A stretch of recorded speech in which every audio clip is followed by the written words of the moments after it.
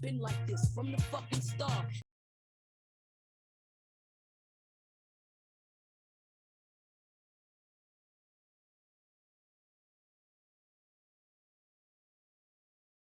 Che Guevara thing above, and I'm going, why didn't somebody come fucking save me? Who would do that to a baby? Oh, look at how cute you are. Yeah, underneath a brutal racist dictator. Isn't it funny when you see people that are all woke wearing like a guy who was hated black people and killed them, and they're like, that guy is my idol. That guy right there, he's the one I want to be like. Yeah. What's going on? How you doing?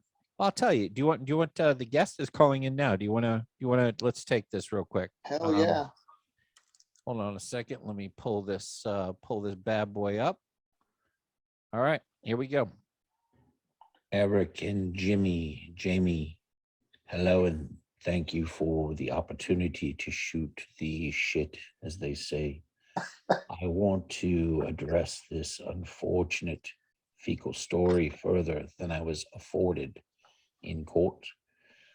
People ask me how I know the fecal matter on the bed was Amber's.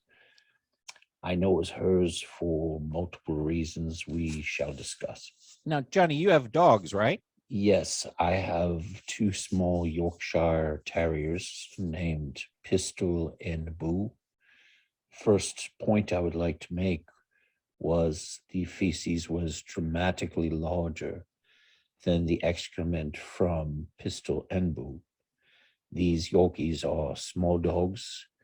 I pick up the dog excrement often, and I know the size, shape, color, and smell. One would have to combine the two dogs' fecal matter for a few days to match what was on my sheets. Additionally, the Pistol and Boo's don't go on the bed, both literally and in a very fecal way. So I knew something was dreadfully wrong regarding the matter of the feces or fecal matter, if that suits you. This fecal matter was much larger and had a smooth exterior with chunks of corn.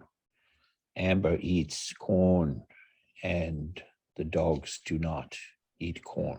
My God, how did it smell? Yes, the smell was overwhelming. I was taken aback at the size to smell ratio. Um, it Go on. Anyone who's handled fecal matter knows corn chunks are unmistakable, and I'm deeply upset by the image burned in my memory as if it were a snuff film remake of Two Girls, One Cup. Oh, the process of elimination was not difficult due to the fact that Mr. Samuel Kinnison is the only other person who does these kinds of things, and he has been deceased for some time. Oh yeah. Well, what anybody else you think? Am I the only one Amber did this with? I don't know the answer to that question. As to other people she may have done this with, Elon Musk may have an answer to that question. It would be ironic with the name Musk and the stench if Mr. Musk suffered the same fate. But I wouldn't wish this type of fecal affront on any man. Any other last words before you go? Great question. I will just say that they say women who are, for a lack of a better word, crazy, are better in bed. I don't think this qualifies as better in bed. It's quite a bit worse in bed, if you must know the truth. Amber Heard is her formal name. However, it seems it would have been more apropos had she been named Amber Smelt. Good point. I have to go have a mega pint of wine, as they said in court, to recalibrate my olfactory system. All the best, gentlemen, and to Jamie, congrats on your transition. Thank you. Well, thank you, Johnny. Johnny. It was very nice of him to join the podcast. He has a lot going on, so to Yeah, get a wow. mega Hey, star like that, I mean, that's serious when stuff, did, right when there. did Johnny when did Johnny Depp become British? Well, that's the way he talks. Actually, have you listened to his Yeah, testimony? it's weird. It's so weird. Madonna did that shit too. Yeah. Remember? Yeah. Oh, yeah. No, I became British. yeah. So when you have money, you decide that it's just too plain to not have money. It's tough because he talks so fucking slow. The guy talks very slow, but it's good to spend time with Johnny Depp and to be in company of such greatness, of somebody who's I'm been glad through he's doing something good. so shitty. He's doing fantastic. I'm glad he's doing good. Good guy. So we've got a myriad of topics. Let's start with boxing and build up into the world of shit that we're in right now of incredible stories. What did you think of the Shakur Stevenson fight?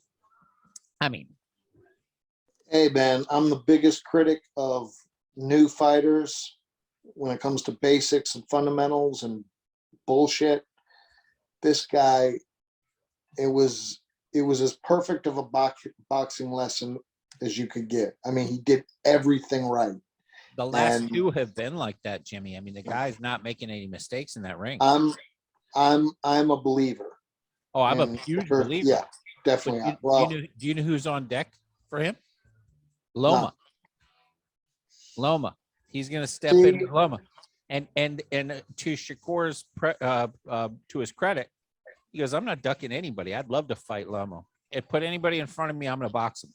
Fucking love. That's what we need. That's exactly what we need. Two of the arguably the two best boxers in the world today, as far as technical. You could say Usyk to me, Shakur is probably a better boxer fundamentally. Loma is going to have to junk it up a little bit with the real awkward, unorthodox type of stuff that he does. Yeah, he does sort of, and Loma has got that ring experience too. I mean, he's got, when you've got that ring experience, you just understand how to set things up different. You know how to fuck with people different. You know how to. But he's not traditional. He's not going to beat Stevenson in a traditional stand-up, a Tommy Hearns, Ray Leonard style fight. He's gonna have to be unorthodox. And I mean, right now you're talking about the arguably two of the top three boxers. Talking about fundamental boxers getting ready. We have to wait till it gets inked to get excited about it. But the fact that can be inked and potentially for this year, I mean, that's pretty fucking awesome. That's a big fight. That's a big fight. It was a dominating performance. By the way, I'm not gonna go into a whole rant on scoring on the female fight. I was going to but at some point you got to just become a regular boxing fan and get used to shitty decisions. But I thought that was a beautiful night for boxing. I thought what happened with those women. I think they had 1.5 million eyes on that fight at one point. It was a record. They sold out New York. It was a record. That's amazing. And they put on a fucking show. I mean, that's huge. That's huge for women's boxing as far as setting the standard and saying, "Hey, we can sell out Madison Square Garden too," and deserve it. Those women deserve that. That was a great fight. I mean, it was a great fight. I mean, I personally believe Serrano deserved a lopsided victory. See, you're the only one I've heard give that opinion. I've heard probably 10 decent boxing opinions about this. Well, I'll tell you why. First of all, forget the punch stats were astronomical in her favor, but she was the aggressor. I mean, round one, I would have probably given to Taylor. And there was obviously later rounds I would have given to Taylor. I would have given Taylor. It's Taylor, right? I forget with my Taylor. My Taylor, but just women. women say if I haven't slept with them, in and out, in and out, So, and even if I've slept with them, especially in and out, In and out. So especially this poor women, they probably forget about me if they're lucky. But so she dominated the aggressor. So there were a ton of tight rounds in there. And when I say tight rounds, I mean, so on punch stats, it was 5-5 with a 10-8 for Serrano. So if you look at the punch CompuBox, but there were 6 rounds within one punch. And in those rounds, Serrano was the aggressor the entire fight. She threw way more punches. She was backing Taylor up the whole fucking time. But they're not reading those stats. They aren't, but that was what I saw watching live too. So live, I'm like, who's backing up? Serrano backed her up the whole fucking fight, was more aggressive the whole fight, threw more punches the whole fight, landed way more punches the whole fight, had a 10-8 round where she had her in deep, deep trouble. And then when you look at the CompuBox, you're like, holy shit, yeah, she won 5 of the rounds in terms of total punches, and then outpunched her in every single round, was the aggressor in every round, and still landed like 47 more punches in the fight and still fucking lost. Boxing fans are very used to being, they're used to bad decisions, to the point where we were talking about Canelo this weekend, the Canelo fight, and everyone's like, well, unless he knocks him out, he better not go to the cards. And that's right. The way boxing fans are just like battered women. They've been humiliated. They've been beaten down. They've been downtrodden. They don't even want to speak up when there's a bad decision anymore, because they're like, well, the beating my husband gave me last week over the can opener was worse than this week, so I'm just going to keep my mouth shut. There's a whole energy in the boxing community where nobody wants to bitch about it. They've seen it, especially the old schools. They're like, well, I've seen 75 shittier decisions than this one. And granted, that's true. But the boxing community overall has been demoralized more than any other sport. When the Rams went to the Super Bowl, there was that shitty pass interference call. People were pissed because they're not used to bad calls in football. They're not used to the refs or bad scores being in the outcome. So the fan uproar changed the rules immediately. And all of a sudden, the next year it was back. Boxing fans are just beaten down.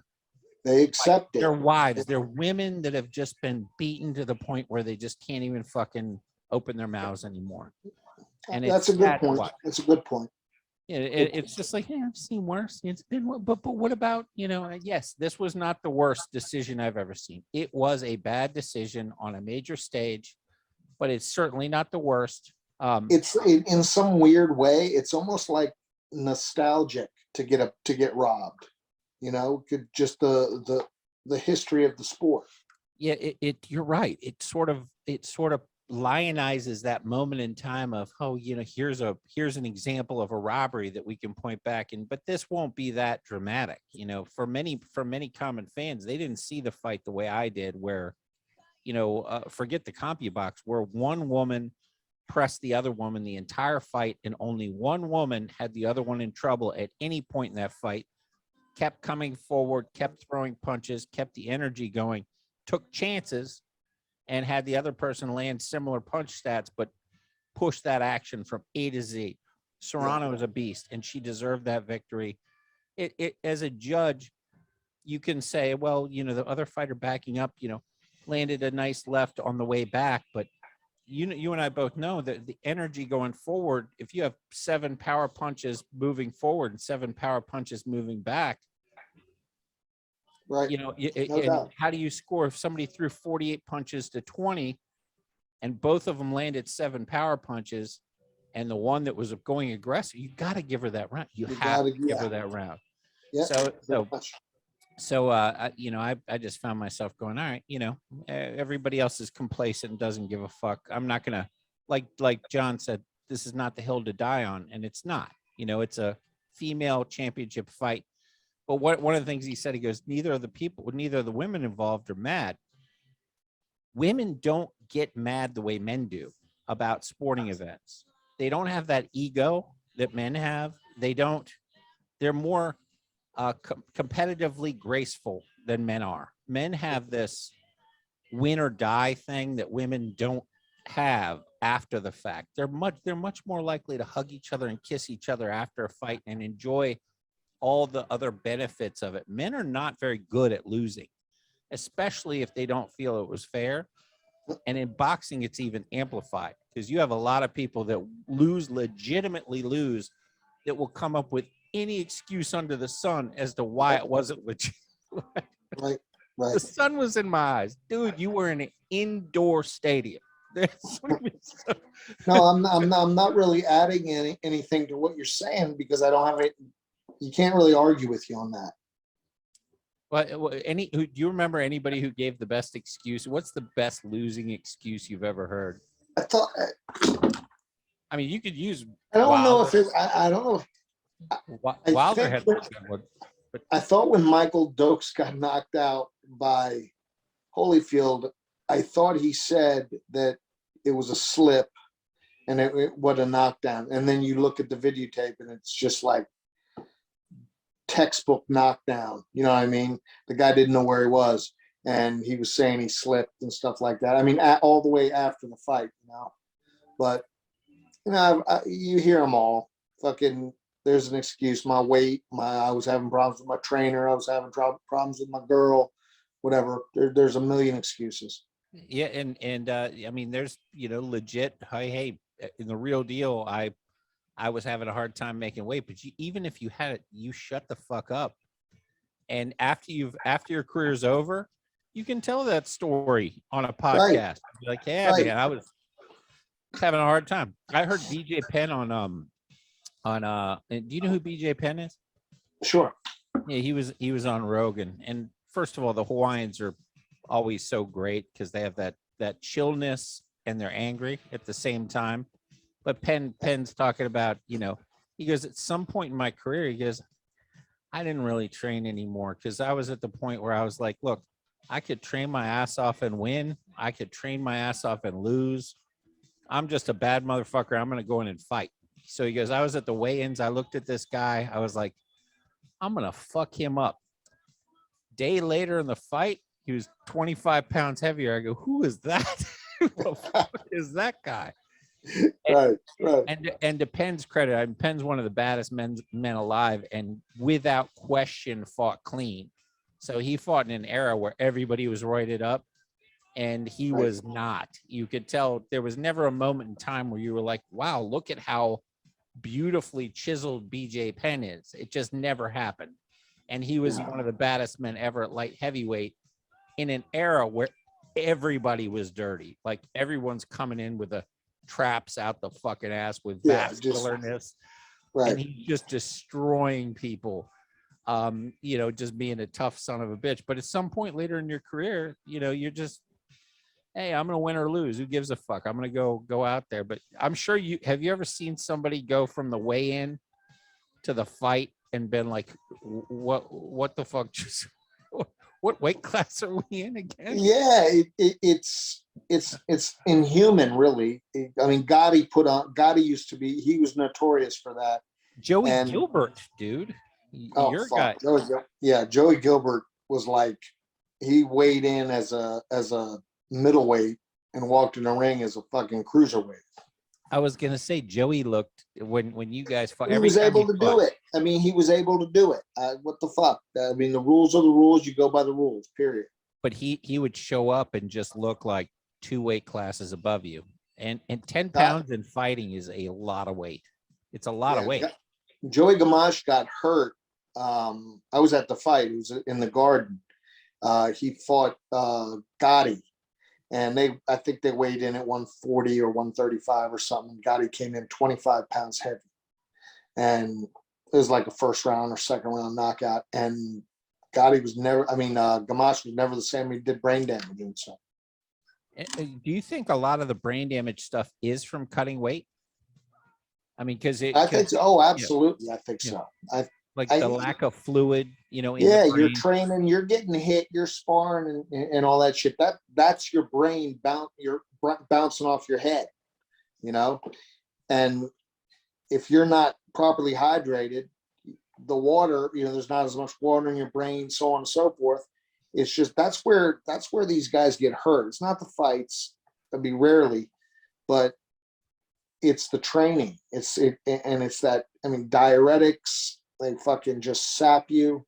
And it's a constant, not only train for boxing, but you're playing the weight game. And it's very unhealthy. There are some camps, and this isn't as common in boxing, obviously, but you probably see different philosophies of trainers, in your career.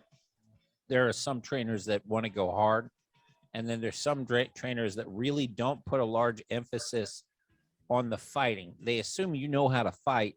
They'll put more of an emphasis on the cardio itself and the mental. No, other way around. Well, so all of your trainers wanted you to go fight, right? It like to get ready to fight. They wanted we trained to box. Okay. Me being on weight and me being in shape was my job. Yeah. Gotcha. So, that wasn't Don Turner's job to wake me up and say, you better run. If I wasn't in shape, it was my ass. More than run, but the cardio side, like basically making sure there's no way you're going to gas out to make you suffer. Yeah. No, that's my job. That's the fighter's job. Yeah, I think it works different in the UFC. In the UFC, keep in mind you've got in boxing, you probably have your boxing coach, strength and conditioning maybe, but in the UFC you've got your kickboxing, your jiu-jitsu, your wrestling, your boxing. Right. They've got a whole everything's a specialty. A whole team of specialists. In boxing, what did you have? What's a normal team in boxing? No, I had regular. I had a trainer. Then you got a cut man. Yeah. He's not always in the gym with you. Yeah, you just grab him for fight night yeah. If you get I had a strength and conditioning trainer. I had a strength and conditioning trainer. Wasn't it Evie from the Junkies? No. Fuck, that guy he took a beating. He found out what it was like. Hey, he had the balls to get in there to find absolutely out. Yeah, absolutely. But no, the strength and conditioning guys that I had, I learned from them and then did it myself. So you really didn't have anybody just hammering the shit out of you to get in shape, right? No, that's amazing. What the fuck? My opponent, my opponent looming on a certain date down the road was what made me get in shape. Okay. I mean, again, at the end of the day, if you don't enjoy what you're doing, you're not going to be a professional and do it right. So I get that. But usually you bring in different trainers who have different styles. Some people have some guys do, tires. some guys don't. Some people have you jumping, climbing like lunatic fringe. Some guys do, some guys don't. Yeah, you weren't that guy.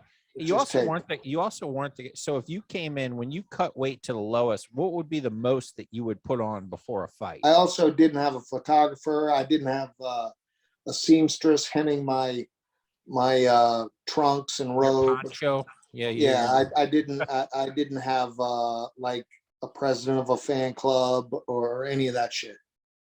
You wish you did, didn't you? Don't you fucking wish you did? You're like you said that like shit. I should have had a seamstress. God, nowadays they got fucking, you got a 4-0 fighter with a publicist. Oh no, it's serious shit. And you got now it's different. It's changed. It's weird the way it's worked in boxing and in entertainment. You now have to be your own publicist. You have to manage your own social media. You have to go publish live videos. You have to understand how to edit those videos. You got to have people taking videos for you and then have it on TikTok, that Chinese spyware, everything. But it's a whole different thing now. Nobody's going to know you exist if you don't manage and if you do manage your own career, you will get a bigger shot quicker. you know, than normally. That's where the way I found out about Kid Austin is he's actually on the good at social publicity media. side. On Yeah. the publicity side, yeah, absolutely. If you manage it. I mean, look, I'm wearing a Kid Austin shirt right now. Why? Because the kid was good at social media when he was 4-0. You know what I mean? I wouldn't have found him I mean, he was 4-0, 5-0. I'm like, yeah, I started following him, watching his videos. It's a whole different game now. Now It's I'm a complete different landscape. Now I'm like Completely part of the different. team. You know, I'm part of the Kid Austin team, waiting for him to go to 10-0, going, go. I own NFTs. And that happened by social media. I mean, You know, shit, in the camps that I was in, more often than not, we didn't even have Wi-Fi. You know, we didn't have computers. There was like one computer in the room. So we didn't have them. We had fucking flip phones. And even then, you know, so it was Man, you were nothing. high tech. Those flip phones were the shit. The razors. You had the fucking razor. Yeah, but that was shit back in the day. That's 15 years ago. I used to look at that and be like, damn, should I get one of those? I like the flip phone. You know, I like that. My BlackBerry felt so good. I actually miss my BlackBerry. I kind of miss having a phone that did nothing but what I needed it to do, but text and be on the phone. You know, all this other superfluous shit that I'm on. You know, do I really need it? Do I really need to be I don't think I've spoken to you on the phone in 6 months. Because we talk on the podcast. I mean, the whole thing is, you know, we gotta build up our life experiences and sort of get it out, you know, during the podcast. If something serious is going on, let's say your dog died. Did your dog die yet? Fucking, I don't know what's going on with that fucking dog, man. I swear to God, everybody is dumbfounded, including the vets. RIP. We give it like an RIP thing later, and the dog's still sitting. We need to give that dog an award. They gave him 48 hours to live. Like how long ago? 3 months ago? 4 months ago? It's a true Lang dog. It's just hanging. It's just. I can't wait for that motherfucker to die. I can't wait. Life is Joey Gilbert, and the dog is Jimmy Lang. You know, just getting the shit kicked out of it. Just kicking the shit out of it all night long. You can cut that clip up for Joey. He'll probably appreciate that one. That big motherfucker. He's a hoss. Yeah, he's a strong guy. How did his career turn out after the whole thing? I didn't really follow him. You know, I think he did well. I think he used boxing as a platform to spring into politics. Isn't he running for office or some shit? I believe he fought Joey. He fought Jesse Brinkley and got beat. Yeah, Brinkley put on a performance that night. That was a tough fight. I remember that fight. Yeah, I think that was his biggest fight. He might have another bigger fight in there. But Brinkley was a big dude too. Brinkley was oversized as well. But he's running. I mean, he's running for governor. I know. In Nevada. And I hope he wins. Let's officially endorse Joey Gilbert for governor of Nevada. We should get him on and let him promote. He's probably better off not coming on here. They'll use it against him. You don't want to come on here, Johnny. They'll be like, oh, he's going on a show of that espouses controversial views. You know, you don't need that shit. No, it does. That actually brings us to so let's talk about Roe v. Wade. Jimmy, are you ready to talk about Roe v. Wade? Yes. Hey, I'm just so happy that there's going to be no more abortion. That's the way it works, right? Isn't it funny the way people think that's what's happening? That's what fucking people think. Yeah, there are a large segment of our population has no clue what this actually means at all. They've been told Roe v. Wade being there protects abortion. Roe v. Wade being gone eliminates abortion. And they have no idea that that's completely false, legally, in reality, and in every other possible way. So go ahead and explain. What have you been watching this? What are you seeing? No, I'm not explaining. I think you would do a much better job at explaining, but what I understand is basically this gives it back to each state. Is that correct? Yeah, that's pretty much the essence of it. So the original Roe ruling, which was a Republican ruling, and strangely enough, Republicans should own how bad that ruling is and just be like, look, it was our shitty ruling. You know, you see a lot of people out there now talking about a woman's right to choose when literally a week ago, we asked you, what's a woman? We asked me, what's a woman? We couldn't define a woman. I can't define it now. No, not now. I mean, now you don't even have that discussion. Men could get pregnant and have periods a week ago. And today, we aren't allowed to. It's very strange how quickly that turned, but it did turn that quickly. So the essence of the case is that that originally the federal government gave a hiatus of privacy between a woman and her doctor for the first trimester, and then they used the word viability. We talked about this previously. The word viability opened it up to when's the baby viable. And in the meantime, keep in mind, this is 1973. We didn't have, 4D fucking radiologists showing you your baby flicking you off inside the womb, doing whatever, moving, trying to escape this radiology shit. So things have changed quite a bit. We know a lot more now than in 1973. So back then they sort of just sort of said, well, this is what we know.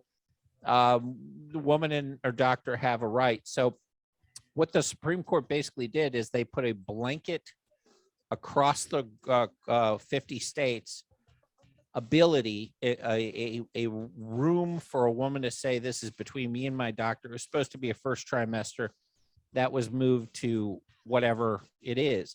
Now, people that were in New York or, Vermont or whatever, that agree that a woman should have a right to abort a baby are thrilled with that. But people that are sitting in, Arkansas and Georgia, Alabama, wherever, felt differently about that. They want to be able to vote on this issue.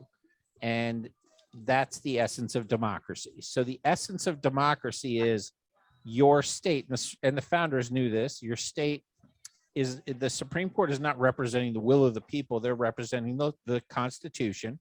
Abortion's not in the Constitution. Anything not in the Constitution goes back to the states. That's basically the essence of the Constitution. The states figure it out. Roe was the first time where the Supreme Court said, well, fuck the Constitution. This isn't in it. We're going to blanket give this little period of hiatus. And again, it's Republicans being assholes. Yeah, it was a faulty bill. It was a very shitty decision based on bad information. They didn't know when the child life began. There was a lot of unknown. You didn't know anything. Yeah. Did you hear that idiot Biden talked about? He called it a baby instead of a fetus today. That was great, isn't it? Yeah, I mean, all of his handlers are like, "Oh, don't call a baby. It's a clump of cells. It's a clump of cells. Clump of cells." But listen, at the end of the day, this is not going to ban abortion. States that want to have abortions will vote on it in a democratic. It's not about abortion. It's not about abortion. It's about states' rights. It's about politics. It's about this is a maneuver. Rights. This is a maneuver. It is. It was leaked on purpose. You know what I mean? On purpose. That is extremely damaging.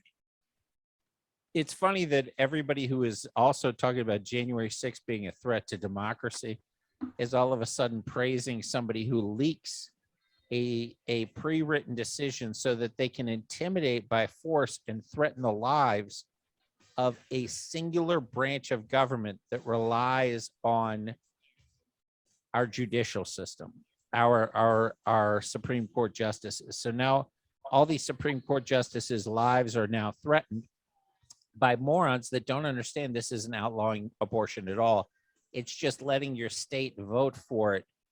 So at the end of the day, it's going to change nothing except that the lawsuits will no longer be coming from the US government towards the states. The lawsuits will be within the states, and that state elections will become that much more important. Plus, I think that one of the added bonuses is people will actually vote with their cars. They'll move to states for which they agree with, from a biological level. Yes. Just the way our government works is you elect people. If they do what you elected them to do, then you re-elect them. If they don't, then you get rid of them and replace them. That's the way it works. So if your elected officials don't do what you wanted them to do with abortion, whether it's supporting or rejecting it, and I'm not going to make any determination on that, you can either vote to get rid of them or keep them. That's the way it works. You're not supposed to say, we're going to throw a temper tantrum, we're going to freak out, and then that will change everything. That is not the way it works. And at this point, the political left has become professional temper tantrumers. They literally intimidators. They're the kids that didn't get their candy in the stores. They throw fucking hissy fits every time they don't get their way, and then call other people fascists. Like, come on, dude. You can't fucking. Well, Trump people tried to do 1/6. All right. So now you're gonna. First of all, you did the same thing with Kavanaugh. You tried to bang down the doors, then rape Amy Coney Barrett. Before that, with a woman who was the first Black Supreme Court nominee, Thomas. I mean, every single time it's the same, same shit. We're gonna throw a tantrum. How about you vote? How about you fucking vote? You know what I mean? That's all you can do, baby. So it's going to be fun to watch. But how awesome is it to watch all these people that were my body, my choice? They aren't even saying that anymore after vaccines because it's too dramatic of a cut. It's like transitioning from, some doo-wop, music to death metal is saying, you can't have a choice on whether you get vaccines or not, to now all of a sudden going, my body, my choice was too dramatic. You aren't even hearing my body. They have completely walked themselves into a corner on every. It's really beautiful the way it appears to be playing out. It's so hypocritical. Everything they do is hypocritical. Well, when I say they, I don't mean that. I think there's the majority of we'll call them the other side. They're sensible. I wouldn't even say the other side. So these are people that just don't know. They're misinformed and they're not given the right information. They think that right now a woman's right to choose has been pulled away from them, when in reality, a woman's still going to have whatever rights were given to her personally by the Constitution. And the government doesn't give you rights. Okay. God gives you rights. The Constitution lays that out very, very well. And then beyond that, you have your laws, and the laws are state by state. And then you've got your federal laws. Really, the law book should be about this thick for the federal laws. It's like 1 million pages, but it should be about that thick. So all these people right now on this are single issue on this, thinking, holy shit, I'm going to have to take responsibility for my own vagina, and I'm not going to be able to kill kids in the future that I would get knocked up on by random guys. If that is your worst case scenario, that still falls in a beautiful place because it falls on you. You have to decide, maybe you don't throw your pussy all over the town. Maybe you allow only certain penises in and not just every penis in the neighborhood in. Maybe you force those people to come on your face. It's good for you. It's healthy. It's got zinc in it. Zinc's great for acne. Great for the skin, I guess. It's got zinc, it's got all sorts of vitamins. So maybe you just take a different tact. Instead of just getting railed out and having everybody blast inside you, maybe you consider using a condom every now and then. I mean, I'm not saying ask ask your gentleman friend to pull out. Ask your doctor other ways. One of the best parts of this too. So they're already floating around abortion medications, and the first abortion medication they floated around. This is again a perfect callback to COVID-19. Wait, and this is a result of not because of what happened.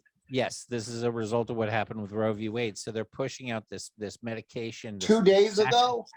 Yeah, dude, it's already happening. So it's a horse medication that helps you abort a child if you had a child. So it's a horse medication. Wait, so I thought that weren't they ridiculing us for using horse something? I don't know who's COVID? us, but yes, to your point, yes, they were talking about after years of making fun of horse dewormer, now we've got horse medication being pushed to force abortions, and it's happened within 48 hours without any thought, we can't push horse shit right now. Oh, this is not going to look good. It's like, fuck it. Let's just push it out there. See if anybody buys it. No self-awareness. No, like, this is, we've been basically 2 years saying horse to Joe Rogan, reflect, maybe give it 6 months. Nope. Horse. You gotta give them credit. They got balls. Oh my God, it's sociopathic, but it's so beautiful when it happens within days. I mean, I'm waiting for My Body by Choice to come back. They didn't have the balls to sing that in front of the Supreme Court. They were singing about fascism. I wanted them to go full fucking force and be My Body, My Choice. I would have been like, that I respect. That's fucking awesome. That level of hypocrisy. I mean, that's what makes great comedy gold. You can't just fake that. That comes from the soul. No. By the way, what happened to the girl you're dating? Oh, I went on a few dates. I mean, she's right. I talked to her on the phone today. She's around. We're not making any marriage plans or anything, but she's cool.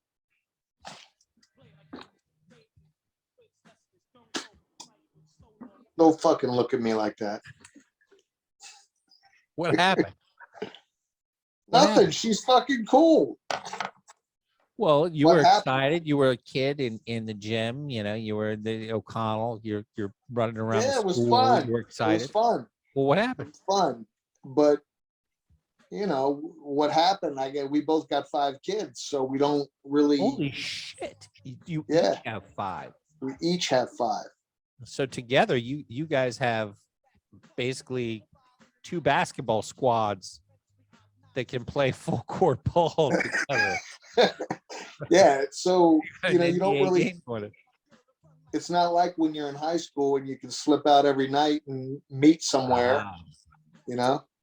No, that's a great answer, because as the every relationship therapy will tell you, proximity is the number one reason that relationships work. It's how close you are geographically and how much time you can spend together. Right. And if you got a bunch of kids and you don't have a whole lot of time and you can't make that time for each other, it becomes difficult. How old are her kids? Shit. Are they basically your kids? Same. Oh, Jimmy's out. We'll get back to relationship advice here on Beers and Brawlers shortly as Jimmy checks back in. Let me change my background for what we have next. Maybe it'll be a reminder for what we want to talk about. Oh, there we go.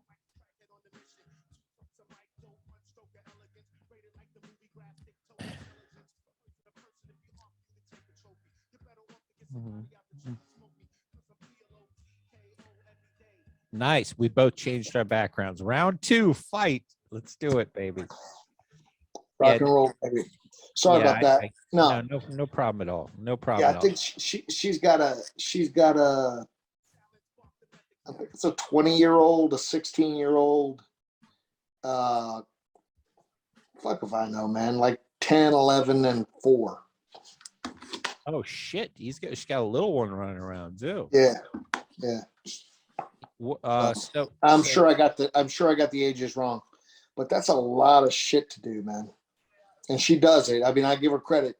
she keeps on top of the shit way. I mean, I had help. I always had a big family. Everything I did, I did nothing hardly, you know. But she does every fucking thing. So Oh, she's a superhero then. Yeah, yeah, because that shit that doesn't happen. I mean, yeah. even Every single one of the kids is in one or two activities, and she's back and forth and driving, and that's what her day is. Jesus Christ. Yeah, at this point, she's probably been doing it so long, even fitting a guy in to help would be difficult Yeah, for her. yeah. Yeah. How when was her last relationship? How many years ago?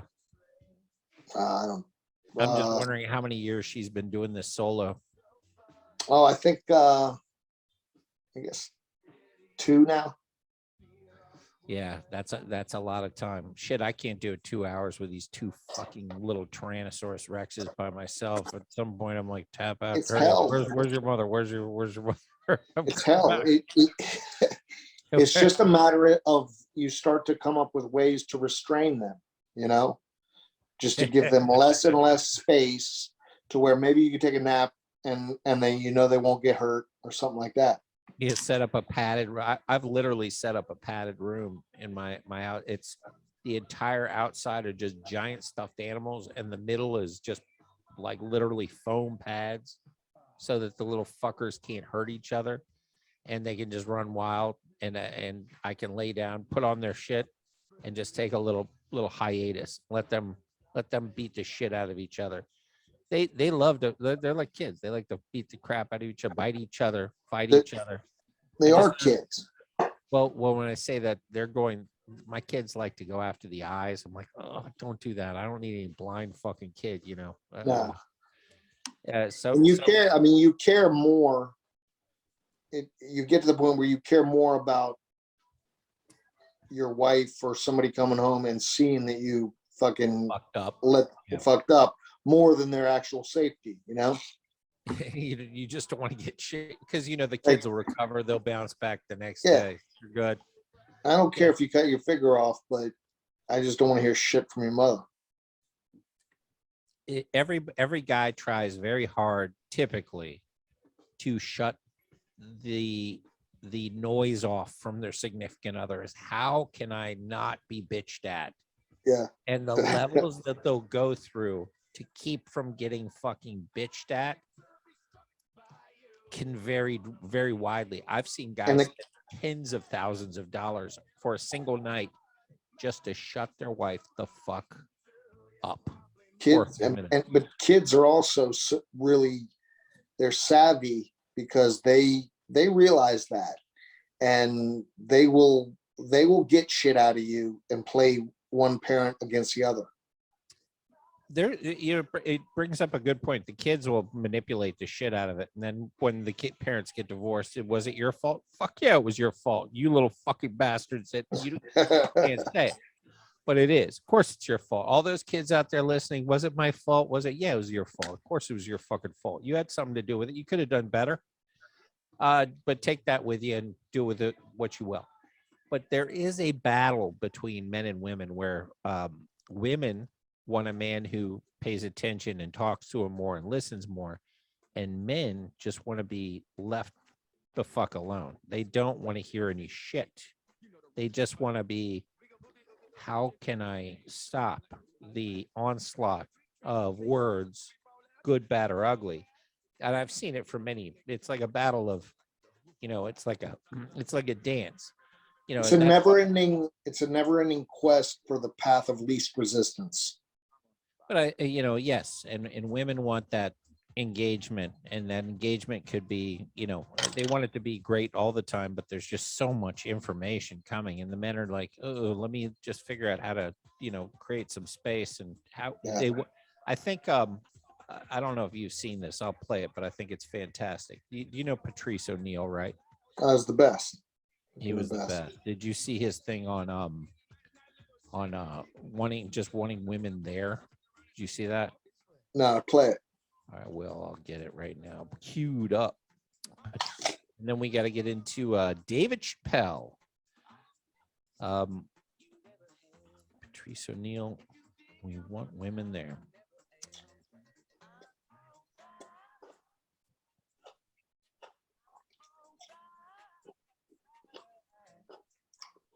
What have you been doing, by the way?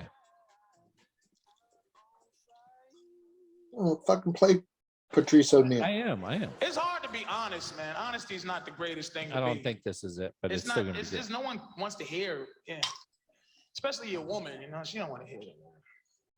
Because men, it's hard for us to love you and like you at the same time. It's just, it is what it is. This is not what Once I was a man saying, but loves it's you, great. he no longer likes you usually. So I'm going to give you some advice, ladies, on how to keep your man liking you once he loves you, if that's possible. This is what I think. Men want to be alone, but we don't want to be by ourselves. Okay. Does that make sense at all? Meaning, really, look at this guy looking at his wife like, not you, sweetie, but sort of you, kinda. We want you somewhere, like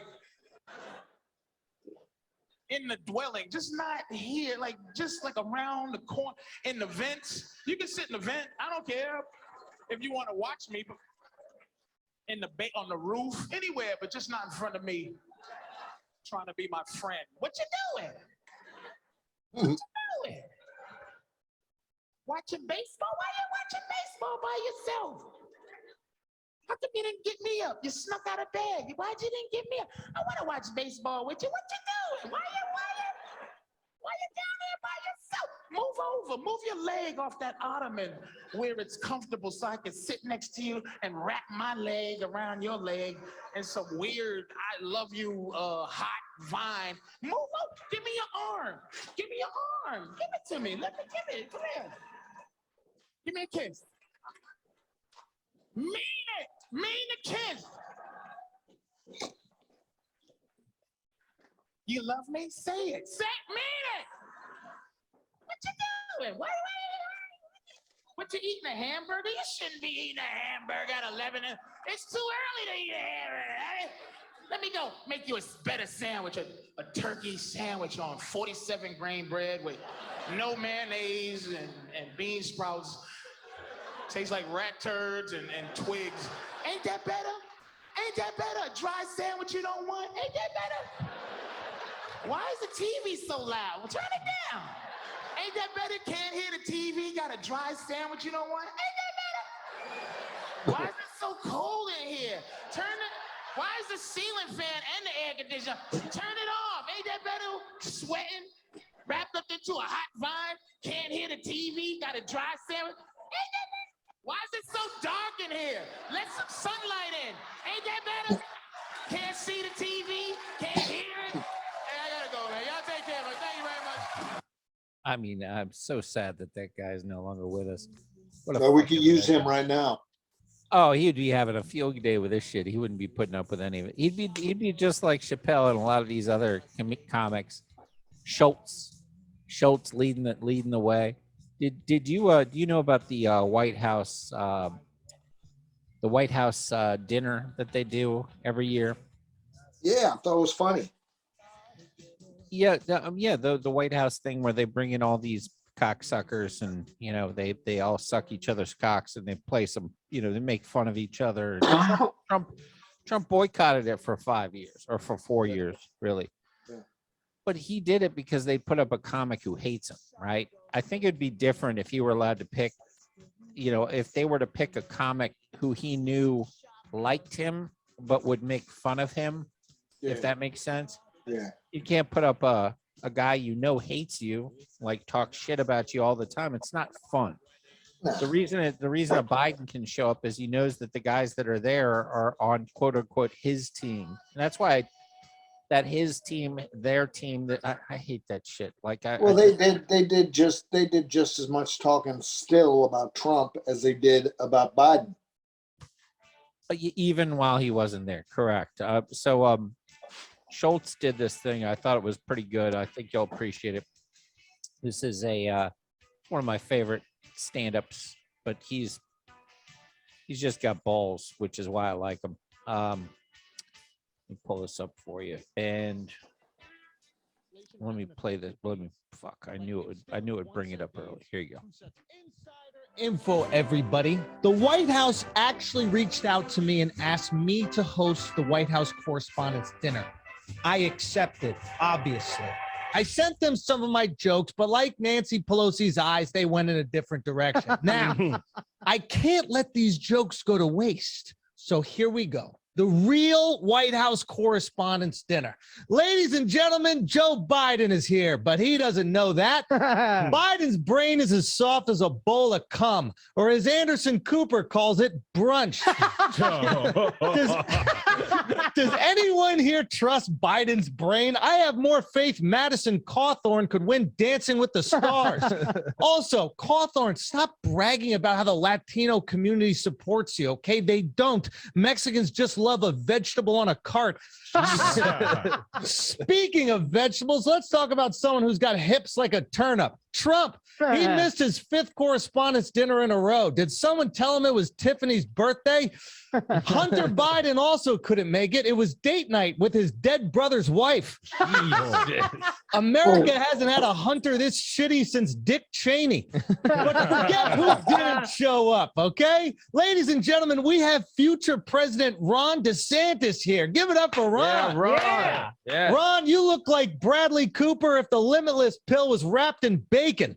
Ron signed the Don't Say Gay bill, so Florida kids are going to have to learn about homosexuality the old-fashioned way by watching CNN. CNN is gay, ladies and gentlemen. I mean, between Lemon, Cuomo, Seltzer, and Cooper, CNN is taking more prep than an Asian kid studying for the SATs. Jesus. But they're not the only biased ones in the building. Fox News is here as well.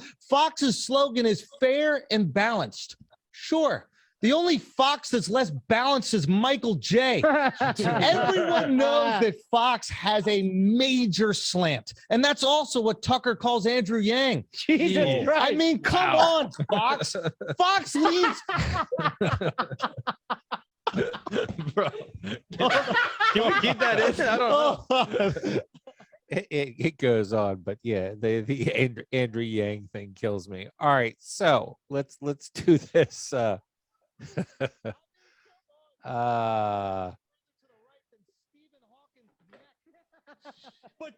further to the right than Stephen Hawkins' neck. Okay, let me pull up. And sitting in this room are the most powerful and influential politicians and journalists. Someone's going to end up getting hurt. Is to stop the division and unite America. I think. Well, that's if you aren't risking your life, then what's the point? And then drop a bomb on his dinner immediately. No, I'm talking about the entertainer. That someone's trying to, these whacks out here. They want to make a John Lennon statement. Let's start this show. Nice. Why did they want you to do those jokes? I don't know. Here you go. So let's do it. Let's talk about it.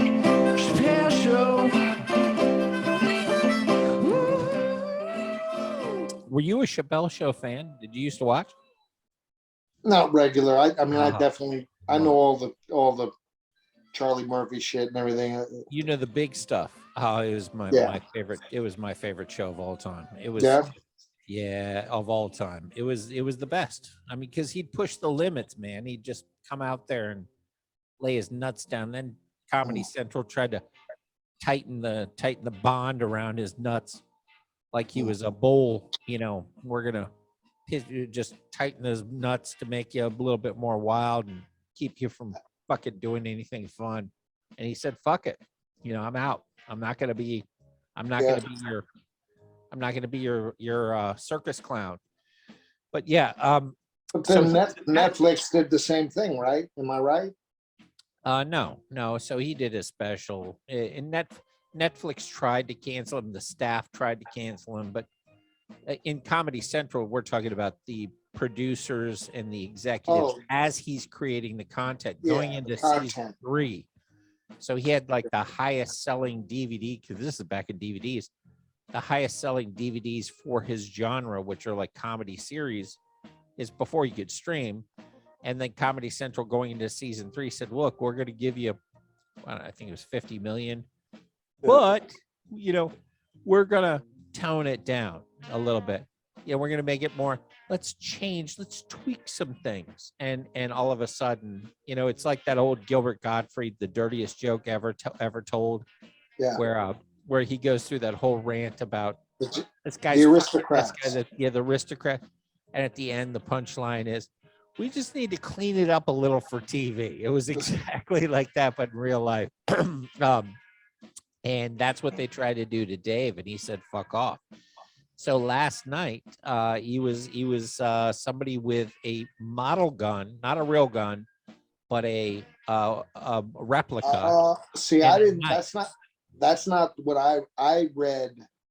Man with a gun and a knife were confiscated The from him. knife They didn't was say a real. fake gun. The gun was a replica. So for all intents and purposes, people thought it was real.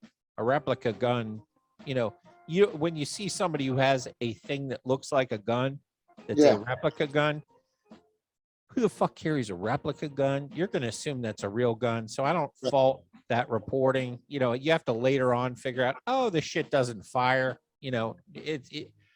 Back when we were kids, replica guns could be anywhere. They would give us as kids, we could buy that shit without that orange nipple on the end of it.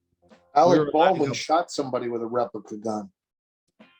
Did you see how that happened? No. So Baldwin? yeah. So there was a discharge in the actual I don't want to get into it, but basically long story, it was a revolver, and there was a lodged projectile in there that when he fired the blank, it still propelled the projectile out. At least that's what I've been told, that it fired the projectile out. I saw a whole scientist thing that showed that it does actually. So where's he stand legally?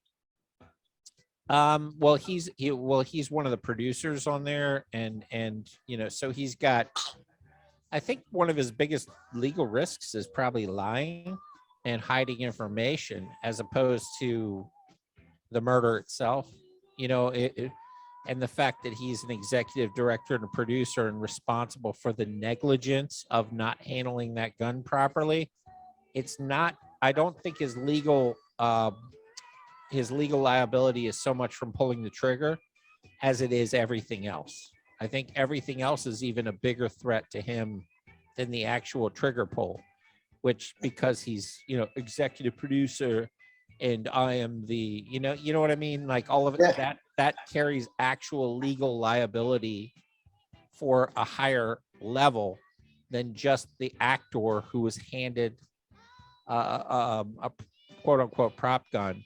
You're actually now responsible for having the right people that were supposed to check to make sure that gun didn't have a projectile in there.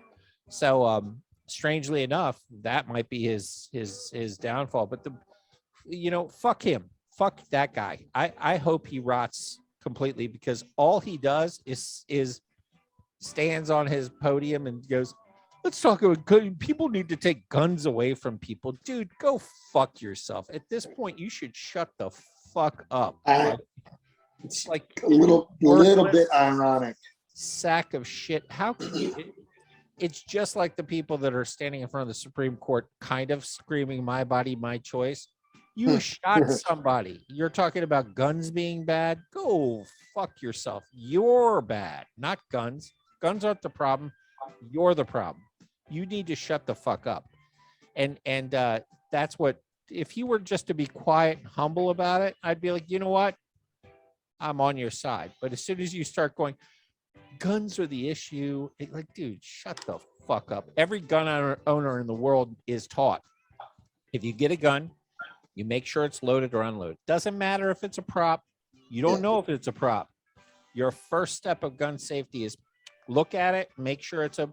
My granddad drilled that into me. I'm like, but I just had it. He's like, open it and close it, open it and close it, open it and close it. And I'm like, but I haven't let it out of my hands. He's like, check basically, like, he didn't say that, but he's like, check it. So it's drilled into every responsible gun owner that that's the first thing that you do. So instead of taking a tack of be a responsible gun owner, he's like trying to blame guns. No, dude, if you had known how to handle it, It's a that weak. never would It's happen. fucking weak. It's just like making an excuse by Yeah. losing a fight. I didn't cut weight right. It's just like these women that get knocked up that are now afraid of, not being able to abort a child. It's about individual responsibility at the end of the day. Taking responsibility for the fighters that lost, take responsibility for your own actions. The women that got knocked up by guys that let them come wherever they wanted, take responsibility for your own actions. Which is the majority of it. But what they'll do, what the left does. Oh, no, it's not the left. Just stop the left-right shit. Just everybody. Okay, Like what they do is they'll say, but what about this girl over here that was 11 and was raped and got pregnant?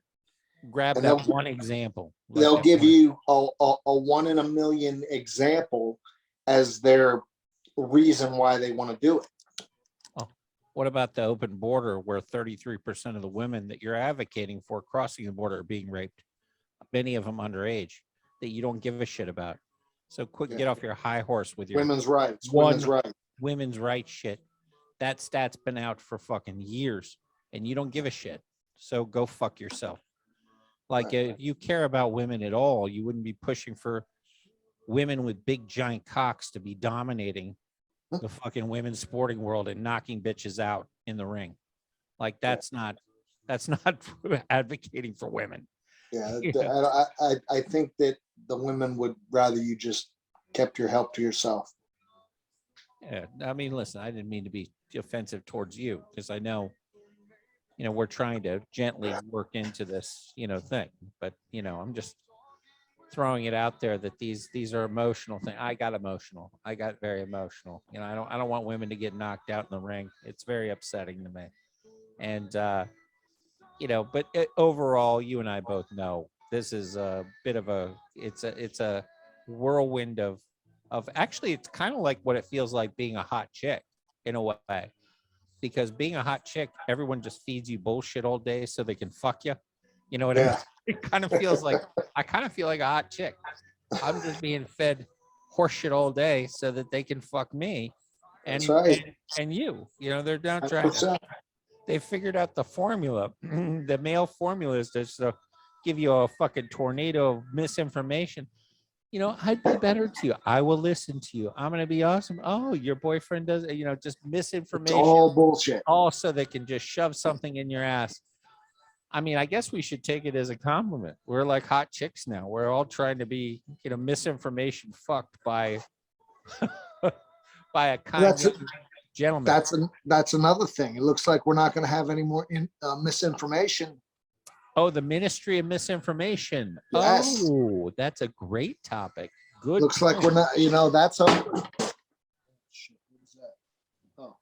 Oh, yeah. So that's going to fix that. So no more misinformation. Well, I think she's completely qualified personally. I don't know why everybody's putting up such a stir that, first of all, that there's an office of this is the least constitutional thing that's ever been done in my life. But aside from that, aside from the constitutional, maybe she's awesome. But then they put up, it's almost, I mean, I can't figure out this move because it's so brazenly unconstitutional, and yet they put up literally a parody. So it's almost like they put up a clown version of the misinformation, like she's singing about misinformation. Her Twitter is filled with defending Hunter Biden's laptop, which is misinformation. And yet she is the minister of misinformation. And she's singing in like a Mary Poppins thing about it. I don't know. Some people may not know about this. Let me see if I can find her. So what doesn't this don't Are being raised to wits herself? I will check in. To the Obama administration. The threat. It's amazing. Simply things They've the already Democrats edited this don't shit like. out. I don't want to And hear all is this the truth nonsense. really? So isn't this some sort of reaction to the Musk thing? That can't be a coincidence. I think so, but this happens so fast, and government doesn't move that fast. So they released it like 4 days after Musk, but they couldn't have fucking possibly put it together that fast in a government organization, right? It doesn't have to be put together well. Well, that's true, but they announced even to create the position. At some point, it's difficult for government agencies take months to do anything wrong. They're incompetent at everything. Can you name? By the way, I always ask people this: can you name one thing the government does well? Name one. Name one thing the government does really well. I'm trying to pay my taxes. Have you ever tried to pay your taxes? They suck at collecting money. They literally suck at collecting money. They're fucking terrible at it. You can try to pay them. They've allocated my money to the wrong year. And then I have to spend hours on the phone explaining to them that wasn't a gift. It was actually for my taxes. They suck at everything. There's not one good thing that government does. They're supposed to do basically a couple things: keep people safe, keep us out of wars, protect the country. They're terrible. Look at. Is it just this government, or is it all government? All governments ever in history. Ever in history. So you've never looked at and said, you know what, the government's doing pretty good right now. Never.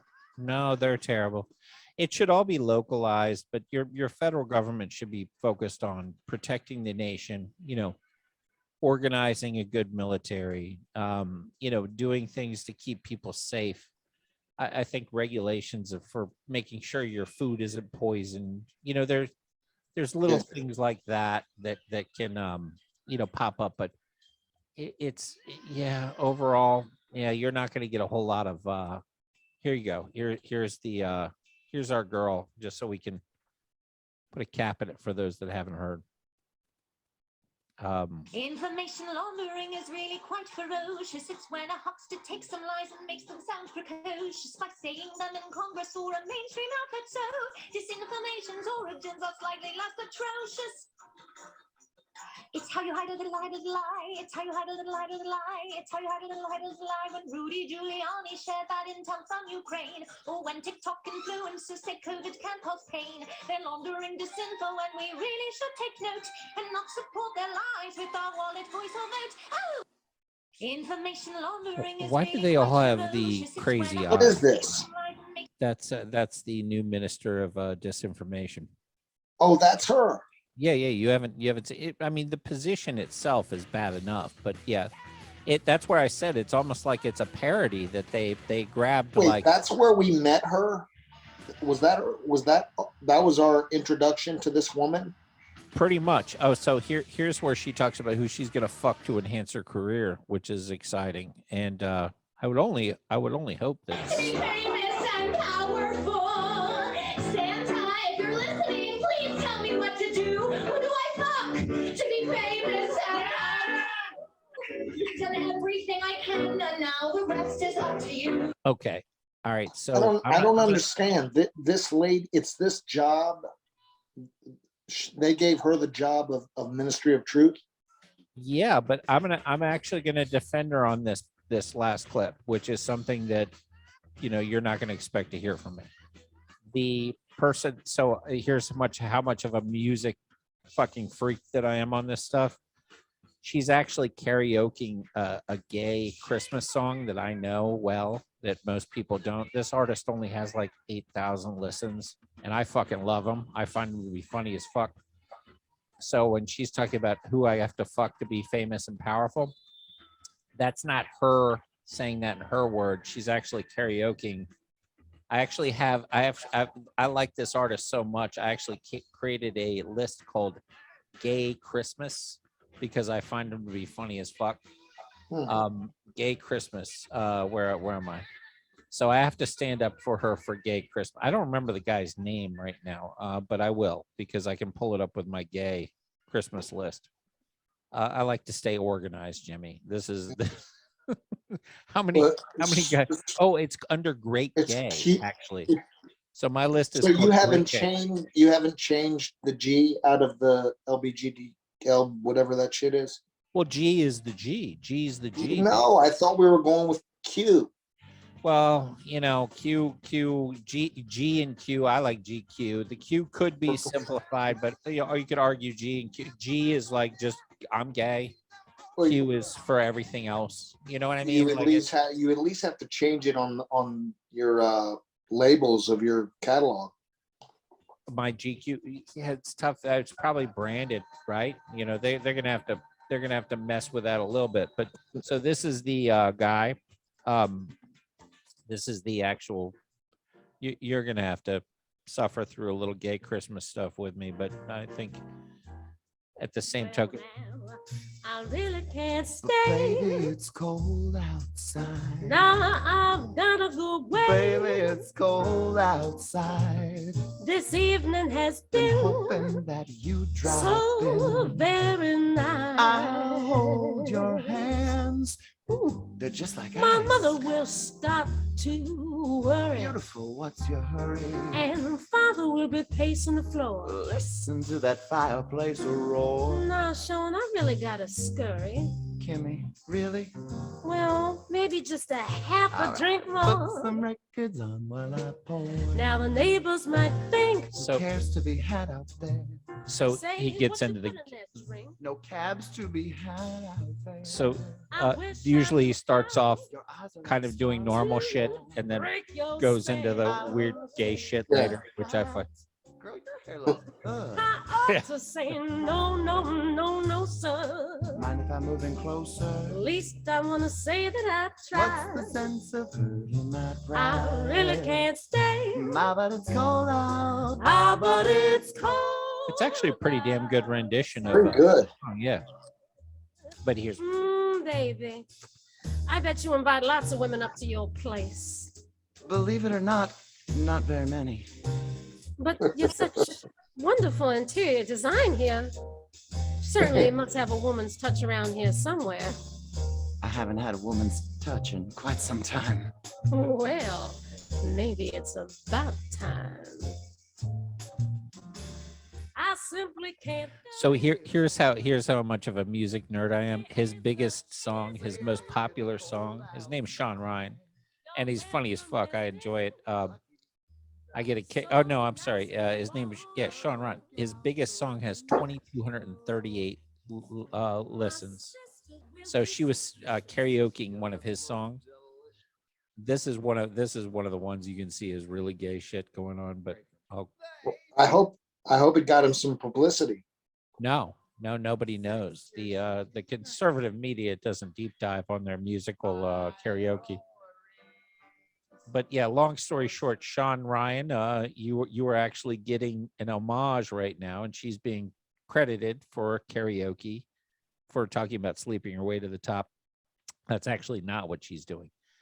And she's crazy as shit. First of all, it's not about her. The actual organization and that position is a clusterfuck. You know, we don't need the freedom of speech is the ability to be a free person on some level. There's the old statement of if you want to know who controls you, see who you can't talk badly about. So we all know that Hillary Clinton controls us all. If you try talking badly about her, you disappear. Oh my God. So what else we got, Jimmy? I mean, what have you been doing personally, man? Let's chat. Dude, getting in shape, man. I'm thinking about a comeback. Really? Is Um, Canelo is inspired you? What's the deal there? No, just getting in shape, man. I'm a fat pig. I don't want to be that anymore. So I called a buddy of mine. He's about 50. A pretty good fighter coming up. We fought around the same time. And so I think we're going to have like an exhibition and invite a bunch of people and have a party. Well, take it seriously. Don't just exhibition with some random fucking dude. Like make it a real thing. Like I mean, I know what you mean, but make it. I'm not gonna make it a big fight. I'm not gonna make it a real fight, but I'll do an exhibition. Well, don't just I'm going to do an exhibition. Let's find somebody fun, like a wild one, like a fellow trans male. I just told you that this good old boy, he lives in Florida now, but he's from Virginia. His name's Warren Clatterbach. That's going to be my opponent. Does he have a following? Yeah, look him up. Yeah, I will. I'll check him out. Where He's are you guys 50. gonna fight? He's 50. I'm 46. We have to fight in Virginia. That's where all our fans are. Okay, so he's got a fan base up there too. Yeah. Where you guys think you're going to do the exhibition? I don't know. Maybe we fought in I think it was called the ABC Arena. Did you ever go to any fights there? Sounds familiar, but I'm not sure. I'm not sure. Yeah, Where is that? It's way down in like off of Franconia Road area. Okay, Springfield. Yeah, and Okay. it's got a ring. It's got a big area. I could just go in and hang out. And maybe have my boys do an exhibition against each other also. A couple undercards, some kids. Yeah, dude, dude, let's promote the shit out of it. Let's have fun. But are you guys going to do anything on the undercard special? Or are you going to keep it old school boxing? Are you going to bring in some midgets, DJ, maybe a band? Oh, that's a great. I mean, when you're getting in. Then you're getting WWE, like bringing wild shit. Want to keep the cost down as much as possible. I don't want to be having to charge X amount of dollars a ticket. I'd like it to be like as low as possible. Almost, both of us. We both had huge followings. They always paid to come see us. Maybe we just do something nice for our fans, even though it's 5 years after the fact. Who do you have for promotion in the DC area that you can still go on? Because back in the day, radio was big. Yeah, I'm out of the game. I don't know. I just want to get in shape, and I know that nothing in the world except a fight or a performance is going to get me in shape. Well, also, the reality is the best thing in the world for people to watch is a fight while it's happening. You know what I'm saying? Like, there's nothing more exciting than a live fight. It's happening. It's like it brings back that schoolyard piece where so-and-so is going to fight, and you know that it's going to happen. And if you're part of that fight, it's kind of funny too. The way this works, I'm sure it works when you have a fight and you know the date. The anxiety is higher when you. It's the only fucking thing. I mean, I'm telling you, there's no juice. I lived 30 years, and every day I was able to go into a gym where I got the jitters, I got the butterflies, I got the juice. It's gone. The last time I walked out, time I walked out of a ring was the last time I had that juice. And you can't, it's irreplaceable. I miss it. I want to, and I don't give a fuck if I win or lose. I mean, I'm going to fucking come to win, but let's have some fun, man. I'm bored. Let's do some things that have never been done. So now at this point, we'll talk about this off air, right? But let's do a series of things that have never been done in the history of boxing. And they don't have to be, major things. It could be, an outfit. It could be a ring, like a corner situation. It could be, the color bucket. That give me do something that's never been done. The color of the bucket. Everything. What we'll do is we'll go throughout the history of boxing. The whole theme will be everything that will be done on your side will be shit that's never been done before. Nah. Nope. Gotta play when the man comes around. Gotta wear black. I'm not talking about that. I'm not talking about your theme song. I would never fuck with a man's theme song. I'm talking about little things that don't mess with you. If you want to come out in the black, come out in the black. I'm not talking about that. Maybe we have the referee. Maybe have the referee wear a "Who Farted" T-shirt. Listen, you and I will talk about this offline. what instead of brainstorming on here where it's just like a mishmash of stupid shit, Yeah. let's create something that's never been done in a way that's never been done, that doesn't fuck with your performance and your routine, Yeah. and something new that's funny, that makes it entertaining. You don't even want to tell the fans, right? At the end of the day, it has to be something that's never been done before. It's a show. It's always going to be a show. show. It's a show. We gotta.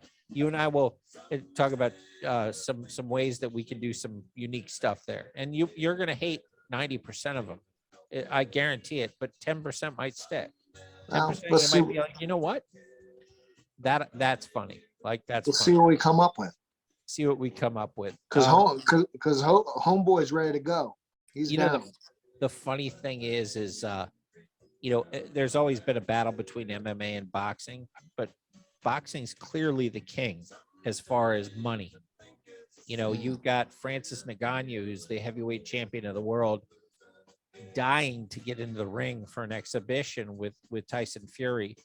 Right. You've got all these champions. You've got Anderson Spider Silva, who's one of the greatest that's ever performed in the ring, who's now full-time pretty much into boxing and doing really well.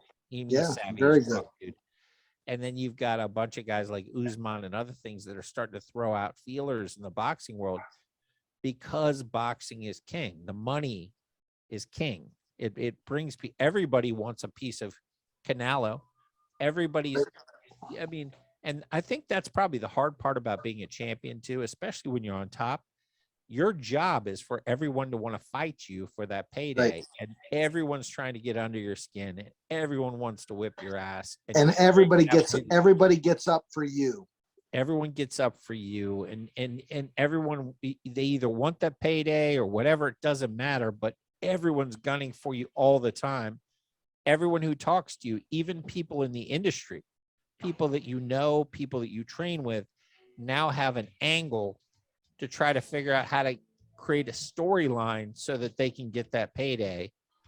It becomes like you're no longer able to be a real person anymore.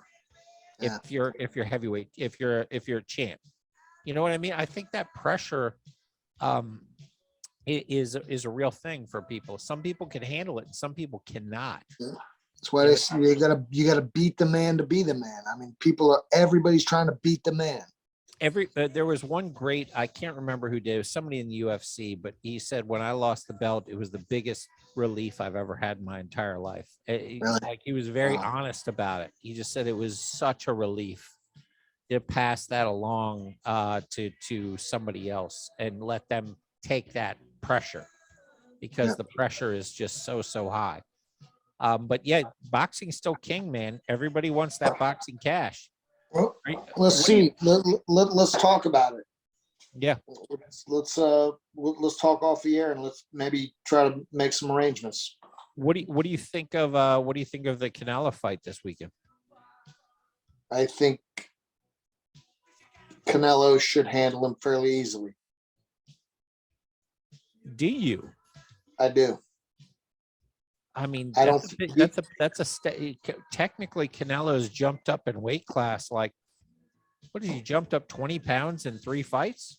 Yeah, I mean, I'm not afraid to be wrong. I may be wrong, but I just feel like this is a carefully picked opponent. What do they fight? They're fighting at light heavyweight, right? Yeah, 175. 175. 75. And Bivol's not a big puncher. You know, he's fairly safe. He's a pretty big puncher, dude. He's got a lot of KOs. What does he have? 21 knockouts? Let me pull this up. Bivol's put a lot of people to sleep. How many fights has he had? Let me pull Bivol up. Bivol's dangerous. I mean, you're talking about Russians. These Russians are. I'm just talking about. I don't think he has that real. I mean, you don't see him fighting that monster of John Scully's. He's 19-0 with 11. Oh, he's got 11 KOs. So he's fairly. You're right. Fairly inexperienced, and technically 19 fights, 11 KOs. The KO ratio isn't isn't Yeah. there. I mean, you get knockouts by accident when you're starting out. You know, there's a lot of knockouts in the beginning of your career. So it just based on that, and again, I've watched a couple of his fights. Of course, you see a highlight reel, everybody looks dangerous, right? Yeah. But you look at that in general, and you're like, okay, so Canelo's stepping up in weight, but not to a mega No. puncher.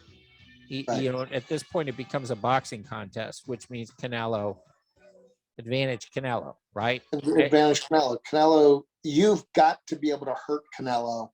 And I don't mean you just get his attention. There's got to be some danger for Canelo for me to start leaning away to the possibility of him getting beat. Yeah, there's this. I'm going to buy this. It's Showtime pay-per-view, right? Or is it not Showtime regular? Is it Showtime regular? No, it's got to be pay-per-view. Oh, man, I hope. I've got to buy it. I've got to fucking see it. Yeah. You know what I mean? It's going to be, everybody's going ape shit about it, kind of like Roe versus Wade. And it's dividing the country. It's fun and it's interesting, but I don't think that you're going to go in. He's not going to go in there and dominate Canelo. Do you think Canelo is the best Mexican fighter of all time? I don't have all the Mexican and Puerto Rican and shit straight in my mind. I mean, he's not better than Chavez. Well, that's what I'm saying. Chavez is your basically your argument there. It's Chavez and Canelo, and then Oscar, he's really from LA, but give him Mexican heritage. I mean, I'm not right now ready to automatically say that he's better than De La Hoya. Okay. Hey, listen, that's fair enough. That's fair enough. I don't mind that response. You got to see how he's gonna. I mean, right now he's putting up some. You're a guy who needs time to sort of put people in their historical place while it's happening. Yeah, I mean, you don't seem to really appreciate history while it's happening. You sort of need to let them. God, you just that's pretty profound what you just said, because it happens like that all in every genre I go through. I really appreciate and respect the one that was behind us. They get newfound respect for me. While they're doing it, I don't seem to really buy in. So you're probably looking back and jerking off to vagina from 2000, 2005. I want proof. Right now. I want proof. I want proof. That girl was the champion back then, but while she was there, this bitch now we're gonna have to. Now, well, let's just see. Not so much. You got to keep doing work. But 10 years from now, oh yeah, she was the champ. Right. That girl put in work. I actually really liked. I have a theory that Mexicans are very much like the Irish. That if they're both hardworking as shit, they're both tough. The Irish, if they were to be able to sell potatoes to get people high, they would be Mexicans. So they're basically the exact same people. But fucking bad luck. You know what? I think that was a coin flip. It was, Irish went to north area. I think Irish and Mexicans are the same, but I'm telling you, the Irish went north. Mexicans got weed. Irish got potatoes. We got fucked. Right. But it was they're a the coin exact flip. same people. They're tough motherfuckers that work hard, get no credit for it.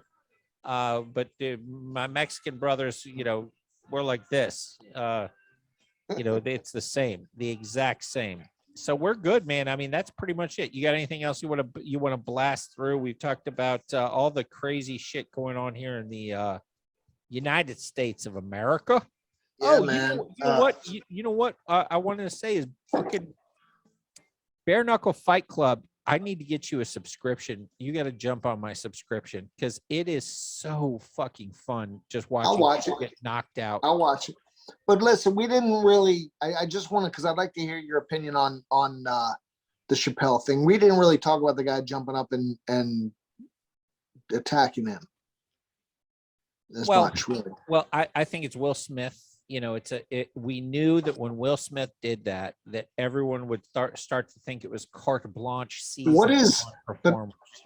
No, I'm just interested in that because It just seems so easy to be able to happen. I'm surprised it hasn't happened more. What are some Well, it sometimes? has been attempted more than people know. So, Yeah, so just the other day, a friend of mine that I love dearly was mocking Limp Bizkit, and I thought that was inappropriate because I don't think Limp Bizkit is a great band, but I don't think Limp Bizkit deserves to be mocked, if that makes sense. Like there's other bands that are way shittier, and that now I know music people may argue, but so this all started when Limp Bizkit did a cover of Behind Blue Eyes, and this right. guy is a huge Who fan, which is a beautiful song, by the way.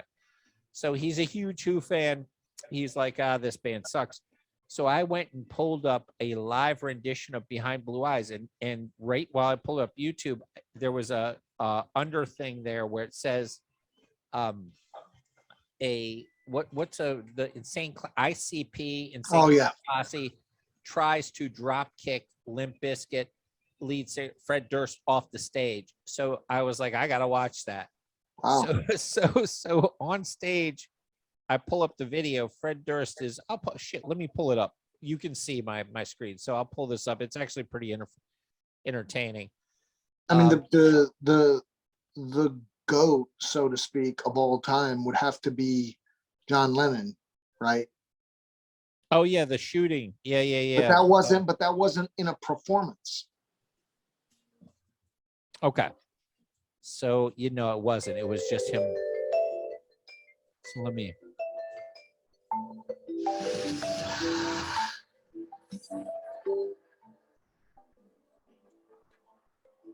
Okay. Did you see it? Yeah. So he's actually singing here. The guy from ICP completely. He goes, "What a pussy." He handled it beautifully. That guy was probably fucked up. He goes, "What a pussy." There's only one of them, and he handled it beautifully. First of all, Bo Jackson jersey +1. Yeah. Second of all, they were doing kind of a rock version of George Michael, Faith, which I thought was kind of cool. They put that out. Did they? Yeah. Yeah, I didn't know that, but I thought it was decent. Like it wasn't Not bad. bad. No, it's good. I mean, again, being a musician and artist, if you can fill up arenas in the music business, that's a tough fucking business. I don't care if you hate the music, love the music. If you are an artist that can fill up a fucking audience, Right. you deserve respect. That means that you've been through some shit to get 100%. to that. Even if you're a boy band and you had to go through Lou Pearlman fingering your asshole, you've been through some fucking shit to get where you went. I mean, I would say it's the same as comedy. That doesn't transcend over to most sports, because they come out of high school and they're superstars. Well, there's certain boxers and fighters that don't get that. Some of them they don't fill those arenas, or they don't get the shots, or they have somebody who mismanages them. But this is different. You're right. In music, it is like boxing, where it can be, you could be incredibly talented and just wallow in absolute shit and never know what to do, never know how to promote yourself, never know how to get tied in with the right people. And just at some point it fizzles out and you have to go get a job as a courier for, someplace, right. for FedEx or something. It happens all the time. There's talented people that never get to that point where they get that shot. And in music, there's now more than ever, everyone can be an artist, whether they can play a musical instrument or not. And The palm of their hand. It's different in fighting. You actually have to, you can't fake it in fighting. You can fake it in music so that the pool of bullshit is bigger. In fighting, you can't fake it. You go try to fake it and say, "Oh, I know how to throw a left hook, right cross." you get in that ring, you're like, yeah, Yeah. shut up. I don't want to hear it. You'll figure out real quick that this person doesn't know how to You do learn, quick Yeah. learn. Yeah, you can put a heavy bag there as soon as they step in the ring. The faking is over. It's Yeah. over real fast. Even against a marginal person, it gets real ugly real quick. That weeding out doesn't happen in music. So you've got bullshit artists everywhere, and that becomes a challenge. Of At how that do level though, you can't be a bullshit artist and make it to the level that Limp Bizkit did. That's what I'm saying. At some point, you weed through these millions Oh, of yeah, okay. piles of bad artists. That's the get road. your The road shot, up. and The then road you're to the like, wait, top. these guys have something that we believe in, and getting somebody, whether it's your fans, which have to be there, to a record label, which have to at some point believe as well, to get to that top, it is a fucking struggle. If you go, have you seen Kanye's documentary on Netflix? Nah, I can't watch it. You should. It's amazing. The I beauty of it fucking is hate. I hate new shit. I watched that 14 Kanye's not Peaks. new. Kanye's like 25 years old right now as an artist. He's not. I watched No, I'm talking about new documentaries. I watched 14 Peaks. That's all you're You like getting for the month. That's Did you all like? you're getting for the Did month. you like Yeah, 14 Peaks? it was fucking it was badass, beautiful. right? I Did you loved feel it. like a pussy? Did you feel like a pussy? I am a pussy But did you feel watching that? Did you compared go, to "Holy that shit, guy. yeah. Did you Yeah. feel like, holy shit, I could do way more with myself? What am I doing? Like, why haven't I pushed myself? And Hey, this you heard what I said a couple minutes ago. I'm gonna get my ass back in shape and get in the ring. we'll call it 15 peaks. This one goes to We'll 11. call it the 15th peak. Yes, the 15th peak. I can't believe you're not doing this exhibition against fat ass Mike Sawyer. I'm not giving him. I wouldn't give him the satisfaction. You should win this one and have Mike as your backup, where you beat him after you beat this one. 2 fights in one night. just say, Mike, after I win this one, you're gonna jump in the ring, and then I'll beat you. 2 exhibit. That's never been done. That's never been done before. Double exhibition boxing in one night. Talk about cocky shit too. Never been done. I think it was done like I think it was done. Didn't somebody fight 5 guys in a? I'm sure it has, but never in an old person exhibition. So But not that's two. where it's never 2. Have Mike there. Give him your cup. Have him sitting there all taped up, ready to go. That's one of the first things. We'll talk about more dumb shit later. All right. We'll get into it. All right, brother. Let's shut it down. Spend time. Send my best to your family. I love you. Have a good night, and good luck to your dog. Let's keep it going. Let's keep that dog going to 2023. Will do, brother. All right, man. All right, bye. Take care. That Good dog. job. Do you think that dog will outlast our president? I'm gonna put $1 that your dog outlasts Biden. All right, I'll collect if All right, if it goes my way.